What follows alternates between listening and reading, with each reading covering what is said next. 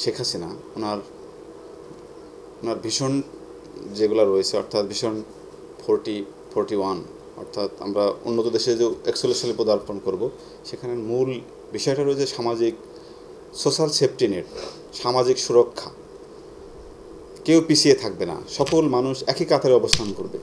এই ভিউকে সামনে নিয়ে উনি দেশ পরিচালনা করছে। এই ভিউকে সামনে নিলে আমাদের যারা পিছিয়ে পড়া জনগোষ্ঠী রয়েছে বিভিন্ন ধরনের, সেখানে বয়স্ক, বিধবা, প্রতিবন্ধী বা বিভিন্ন অনগ্রসর মানুষ, তাদেরকে কিন্তু মূল স্রোতে নিয়ে আসার যে চেষ্টা, সেটাই সামাজিক সুরক্ষা। তো এই সামাজিক সুরক্ষা বাংলাদেশে যতগুলো রয়েছে, এর মিনিমাম 60 থেকে 70% কাজ করে সমাজ কল্যাণ মন্ত্রণালয় তথা সমাজসেবা অধিদপ্তর।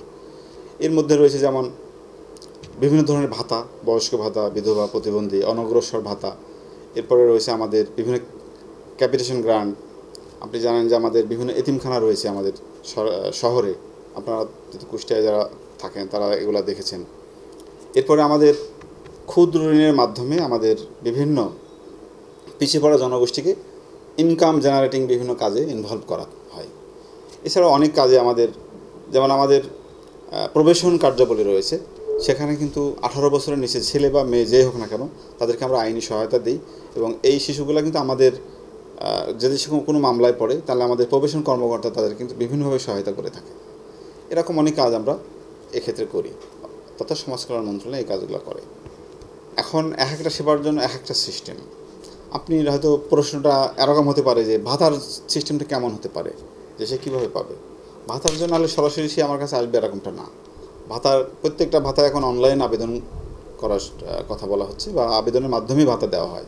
একটা ব্যক্তি যখন অনলাইনে আবেদন করে, তখন এই আবেদনগুলা মধ্য থেকে, যেহেতু ভাতা 100% দেওয়া সম্ভব হয়নি, শুধু প্রতিবন্ধী ভাতাটাই 100% দেওয়া সম্ভব হয়েছে।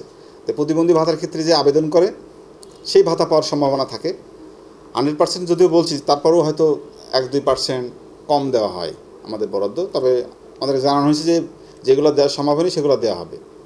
বাকি বয়স্ক বিধবা ভাতার ক্ষেত্রে দেখতে পাচ্ছেন আমার হাতে আবেদন রয়েছে, মানে কাগজ রয়েছে। এখানে যদি আমি বলি, যেমন ধরেন আমার বয়স্ক ভাতা গত অর্থ বছরে 23-24 অর্থ বছরে, 23-24 অর্থ বছরে বয়স্ক ভাতার আবেদন পড়ছে, যেমন আপনার কুমারখালী পৌরসভার কথায় যদি ধরি, 433টা বয়স্ক ভাতার আবেদন পড়ছে। ভাতার দেশ 30টা, 433টার মধ্যে 30টা ভাতা আমাদের বরাদ্দ দেওয়া হয়েছে। বিধবা ভাতার আবেদন পড়ছে 338টা, ভাতা দেওয়া হয়েছে 30টা। প্রতিবন্ধী ভাতার আবেদন পড়ছে 91টা, ভাতা আসছে 85টা। অর্থাৎ 85 ভাতা কিন্তু 85 জনকে আমরা দিয়েছি। এখন এই বাকি ভাতা কিন্তু সবাইকে দেওয়া সম্ভব হয়নি। কেন সম্ভব হয়নি? আপনি দেখতে পাচ্ছেন যে আবেদন 400-র উপরে, ভাতা আসে 30টা। আমাদের পৌরসভায় বা ইউনিয়নে কমিটি রয়েছে, চেয়ারম্যান, সভাপতি, আমার ইউনিয়ন সমাজকর্মী, সেখানে মেম্বার সেক্রেটারি, আমাদের ইউনিয়ন পরিষদের যারা সদস্য প্লাস আরও কিছু লোক নিয়ে এখানে একটা কমিটি রয়েছে। সেখান থেকে একটা তালিকা যাচাই বাছাই করা হয়। ইভেন আমাদেরও উন্মুক্তভাবে বাছাই করার সুযোগ রয়েছে। এরপর ওই তালিকাটা, প্রাথমিক তালিকা আমাদের কাছে আসে। ওই তালিকা আবার উপজেলা কমিটি থেকে অনুমোদন করানো হয়। এরপরে একটা ব্যক্তি ভাতার আওতায় আসে।